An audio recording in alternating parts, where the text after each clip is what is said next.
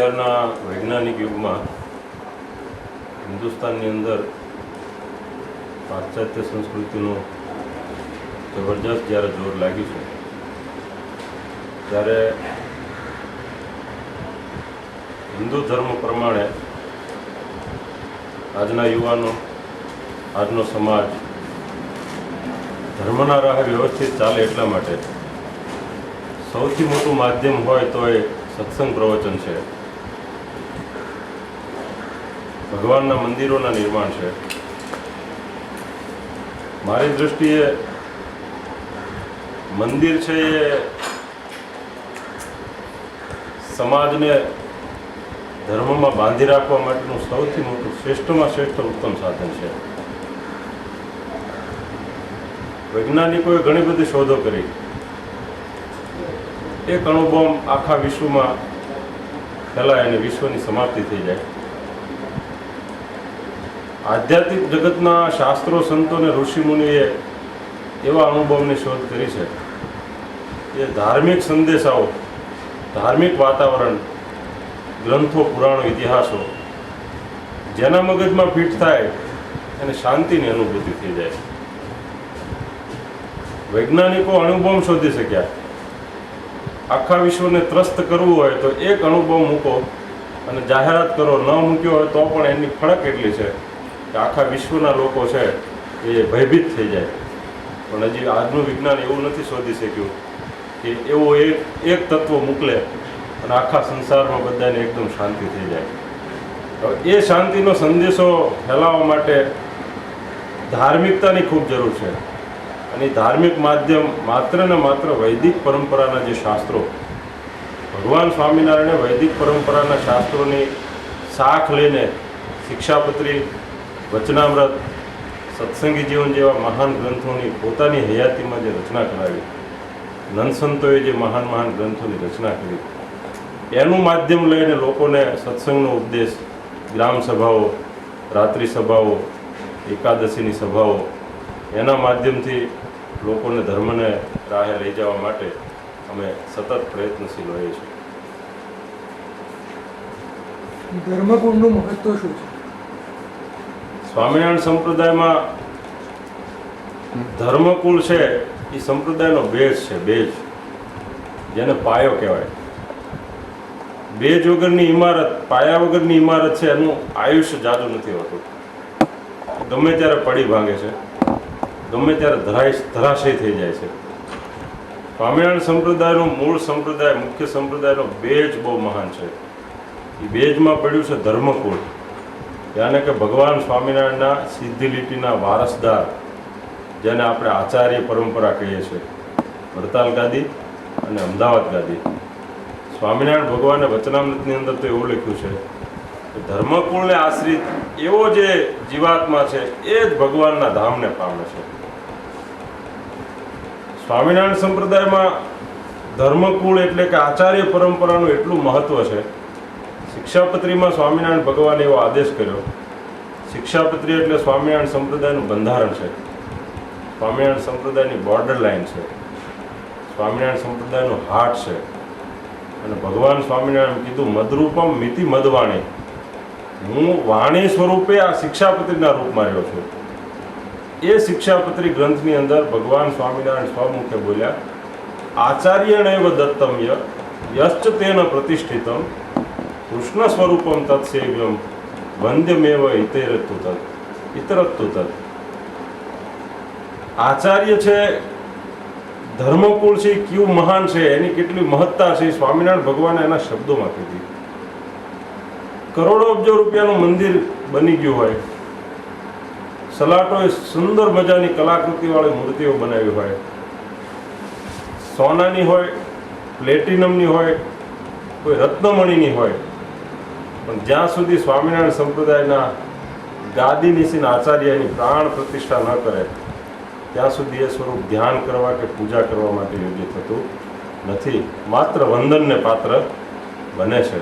આ ભગવાન સ્વામિનારાયણે ધર્મકુળનું જે મહત્વ બતાવ્યું એ કંઈક અલગ મહત્વ છે. આચાર્યએ આપેલું સ્વરૂપ જ પૂજવા માટે અને ધ્યાન કરવા માટે યોગ્ય છે. એ ભગવાન સ્વામિનારાયણના શિક્ષાપત્રીના સિદ્ધાંત પ્રમાણે અને મત પ્રમાણે ધર્મકુળનો જે બેઝ, એનો જે પાયો છે, એની જે મજબૂતાઈ છે, એ આ એક જ શબ્દમાં આપણે પારખી શકીએ છીએ.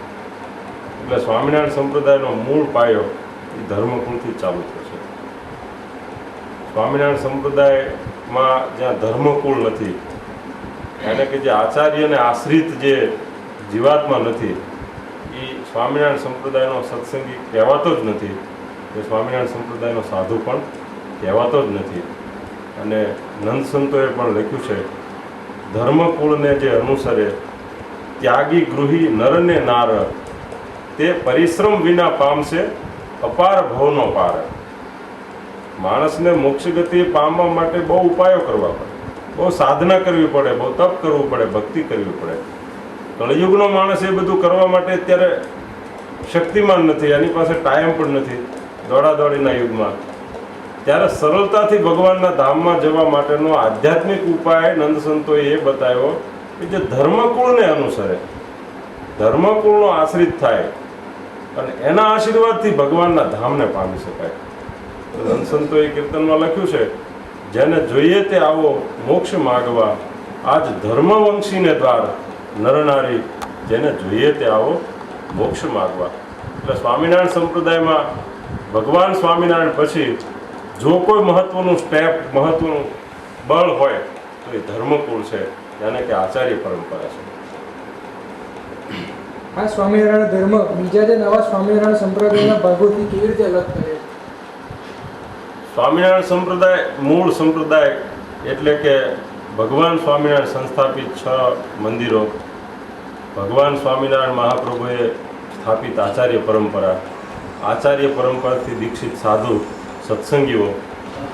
સ્વામિનારાયણ સંપ્રદાયની અલગતા જે બહાર અન્ય સંપ્રદાયો ભગવાન સ્વામિનારાયણને નામે દુનિયાની અંદર ચાલે છે, એમાંનામાં ફરક એટલો છે કે એની પાસે એવી કોઈ મૂર્તિ નથી કે જેનું ધ્યાન થઈ શકે. સ્વામિનારાયણ ભગવાનના સિદ્ધાંત પ્રમાણે એ મૂર્તિઓ એવી છે કે કોઈ સલાટના ઘરમાં હોય કે તમે સરસ મજાના મંદિરના આકારની કોઈ કલાકૃતિ બનાવી હોય, એની અંદર બેસાડી દીધી હોય, કોઈ ફરક છે નહીં. જેણે આચાર્ય પાસેથી દીક્ષા નથી લીધી એ સ્વામિનારાયણ સંપ્રદાયનો સાધુ થઈ શકતો જ નથી. ભગવા લુગડા તો કોઈ પણ માણસ પહેરી શકે છે. ભારતમાં વાણી સ્વાતંત્ર્ય અને વસ્ત્ર સ્વાતંત્ર્ય છે, એટલે જેની ઈચ્છા આવે એ જેવા બી વસ્ત્ર ધારણ કરી શકે છે. કોઈ ગવર્મેન્ટ સર્વન્ટ કોઈને થવું હોય તો એના ઓથોરાઇઝ સર્ટિફિકેટ જોઈએ તો એ ગવર્મેન્ટ સર્વન્ટ બની શકે. પોલીસનો આપણો હિન્દુસ્તાનમાં ડ્રેસ છે ખાકી કલરનો, કોઈ સામાન્ય મજૂર માણસ ખાકી કપડાં પહેરી શકે, પણ એ બક્કમ લગાવીને નીકળે અને જો પકડાઈ જાય તો એનું કાંઈ કાયદાની દૃષ્ટિએ એને ઘણી મુશ્કેલી ભોગવવી પડે. એમ સ્વામિનારાયણ સંપ્રદાયથી અન્ય જે સ્વામિનારાયણ ભગવાનને નામે ચાલે છે સંપ્રદાય, મારી ભાષામાં એને હું ડુપ્લિકેટ કહીશ. અને આજે કળયુગમાં ડુપ્લિકેટનું બહુ મોટું મહત્ત્વ છે.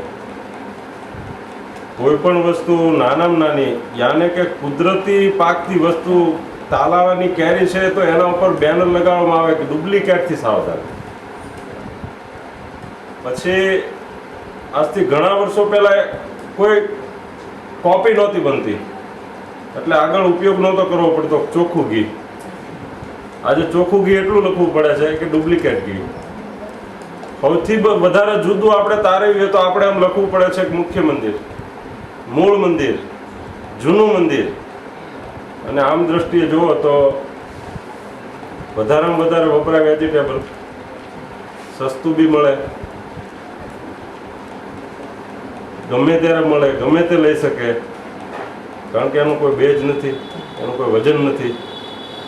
એટલે મૂળ સંપ્રદાય અને સ્વામિનારાયણ સંપ્રદાયના નામે, ભગવાનને નામે ચાલતી બીજી જે હાટડીઓ છે એમાં સાંપ્રદાયિક બહુ મોટો ડિફરન્સ છે. અને 2-5-10 મિનિટમાં તો એ ડિફરન્સ આપણે વર્ણવી પણ ન શકીએ, પણ સંપ્રદાયના ગ્રંથો અને સંપ્રદાયના સિદ્ધાંતોને સહેજ બી તમે જુઓ તો સિદ્ધાંત પ્રમાણે માત્ર ને માત્ર ફરી એકવાર એ કહીશ, આચાર્યની પાસેથી જેણે દીક્ષા લીધી હોય એ જ